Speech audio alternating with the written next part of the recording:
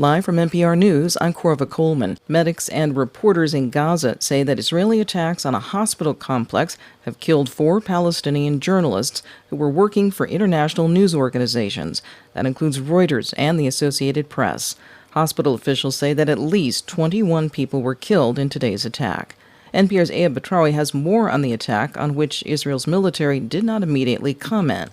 An Israeli strike appears to have hit a live position for Reuters broadcast at a main hospital before the military struck the medical complex a second time, striking a stairwell where more journalists and rescue workers had gathered.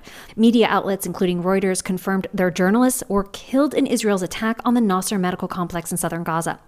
The 4 journalists killed were identified as Reuters cameraman Hossam al-Masri, Al Jazeera cameraman Mohammed Salema, freelance journalist Mariam Abu Dakka, a mother who freelanced with the AP and others, and journalist Muaz Abu Taha. A Reuters photographer is among several wounded. Palestinians count more than 240 journalists killed in Gaza in Israeli attacks in the war. Aya Batrawi, NPR News, Dubai. The man illegally deported to a prison in El Salvador this year and then returned to the U.S. has been detained again by immigration officials. Kilmar Abrego Garcia reported to an immigration office in Baltimore, Maryland this morning.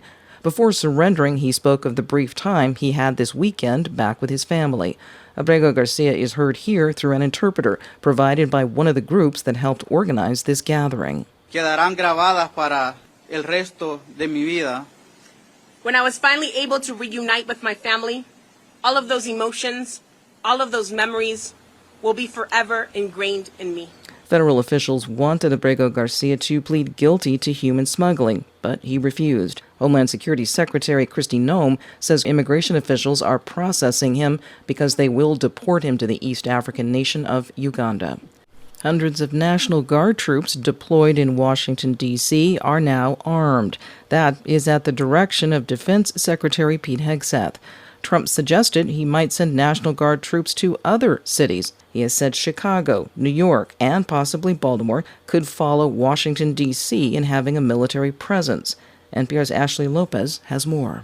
Trump recently announced Chicago could be the next city in which he will deploy active duty troops for an alleged crackdown on crime. Illinois Governor J.B. Pritzker said in a statement Saturday that the state has not yet received any request or outreach from the federal government. Pritzker said there's no emergency in the state that warrants this kind of intervention. He accused Trump of manufacturing a crisis and abusing his power. In a Truth Social post Sunday, Trump also went after Maryland's governor and threatened to send troops to Baltimore.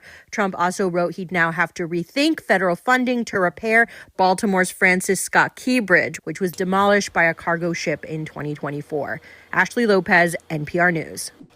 Vice President Vance is defending Republican efforts to gerrymander congressional maps ahead of next year's midterm elections.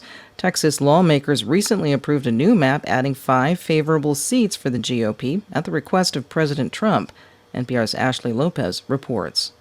Vance said in an interview on NBC's Meet the Press Sunday that this ongoing redistricting fight is an effort to counter maps drawn to favor Democrats in blue states. All we're doing, frankly, is trying to make the situation a little bit more fair on a national scale. The Democrats have gerrymandered their states really aggressively. Partisan gerrymandering is practiced by both parties, although some Democratic states have independent redistricting commissions. Democrats say they plan to counter Republican efforts ahead of next year. California Democrats are asking voters to approve a ballot measure this fall that could allow the state to add 5 more seats favorable to Democrats to its map.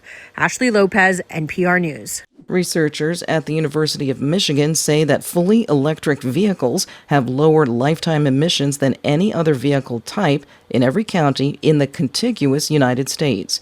As NPR's Camilla Dominowski reports, this contributes to a body of research that finds EVs are generally cleaner than gas cars. Electric vehicles cost a lot of energy to produce. Their efficiency varies based on the temperature, and the electricity they rely on is only as clean as the electric grid. The UM researchers factored all of that in and found that over their lifetime, EVs are better for the climate than gas, hybrid, or plug-in hybrid vehicles. They did not compare them to alternatives to driving.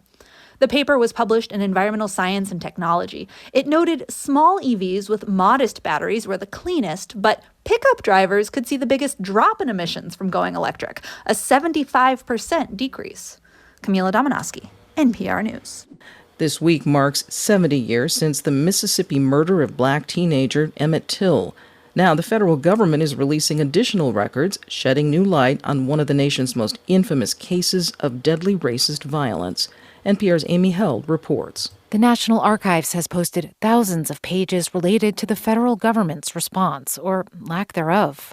There's a 1955 memo from then FBI Director J. Edgar Hoover saying, despite pressure, they would not investigate what happened to Emmett Till.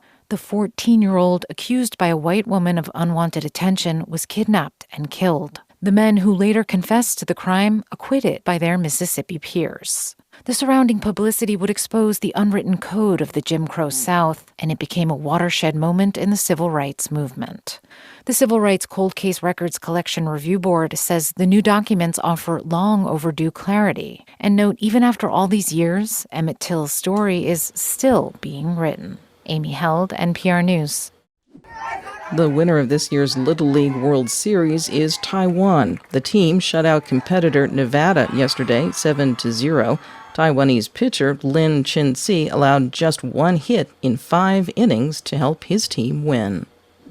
Officials with the Powerball lottery say the jackpot has now reached $750 million. Officials say this is their 10th largest jackpot ever. Tickets are at least $2 apiece. The next Powerball drawing will be tonight.